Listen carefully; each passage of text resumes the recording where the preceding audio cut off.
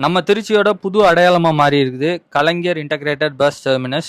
இன்னையிலேருந்து இது ஃபங்க்ஷன் ஆகுது. வெளியூருக்கு மற்றும் நம்ம திருச்சியை சுற்றி இருக்க பகுதிகளுக்கான பேருந்துகள் அனைத்தும் இனிமே இந்த இடத்துல இருந்து தான் ஃபங்க்ஷன் ஆக போகுது.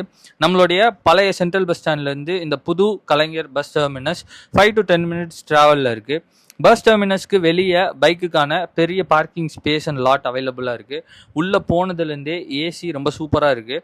அங்கே நம்ம எந்த பிளாட்ஃபார்முக்கு போகணும்னாலும் அதுக்கு உதவி பண்ணுறதுக்காக பேட்ரி கார் ஃபெசிலிட்டிஸ் இருக்குது. பல்வேறு பிரான்ச்சை சேர்ந்த ரெஸ்டாரண்ட்ஸோட தனித்தனி ஸ்டால்ஸ் அங்கே அவைலபிளாக இருக்குது.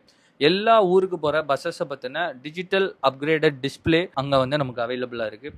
மேலே இருக்கக்கூடிய லோக்கல் ஸ்டேஷன்ஸுக்கு சமயபுரம், ஸ்ரீரங்கம், இன்னும் பல பகுதிகளுக்கு போகிறதுக்கான பேருந்துகள் எல்லாமே முதல் தளத்தில் இயங்குது. அதுக்கு நம்ம போகிறதுக்கான எஸ்கலேட்டர் ஃபெசிலிட்டிஸும் அவைலபிளாக இருக்குது. இந்த புது பஸ் டெர்மினஸில் எங்கேருந்து எந்த இடத்துக்கு எப்படி போகிறது, எந்த பஸ் எங்கே அவைலபிளாக இருக்கும் அப்படிங்கிற விஷயங்களை கேட்டு தெரிஞ்சுக்கிறதுக்கான ஹெல்ப் டெஸ்க் ஃபெசிலிட்டிஸ் இருக்குது.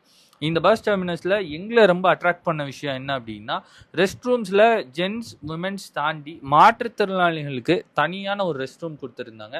செக்யூரிட்டிக்காக எல்லா இடத்துலையும் சிசிடிவிஸ் வச்சு அதை மானிட்டர் பண்ணுற தனி செக்யூரிட்டி ரூமையும் நம்மளால் பார்க்க முடிஞ்சிச்சு. இந்த பஸ் டெர்மினஸ் மக்களுக்கு பல்வேறு வகையில் பயனுள்ள மாதிரி ரொம்ப சூப்பராகவும் சானிடைஸ் பண்ணியும் மெயின்டைன் பண்ணிகிட்டு இருக்காங்க. யூஸ் பண்ணுற நம்மளும் அதை என்ஷூர் பண்ணணும் அப்படிங்கிறது முக்கியமான விஷயம். நம்ம திருச்சியோட இத்தனை வருஷத்தில் அடையாளமாக இருக்கக்கூடிய சென்ட்ரல் பஸ் ஸ்டாண்ட் இப்போ எப்படி இருக்குது, அந்த எக்ஸ்க்ளூசிவான ஃபோட்டோஸ் எல்லாத்தையுமே நம்மளோட பேஜில் போட்டிருக்கோம். அதையும் மறக்காமல் பார்த்து உங்கள் நாஸ்டாலஜிக் மொமெண்ட்ஸை அங்கே கமெண்ட்டில் சொல்லுங்கள்.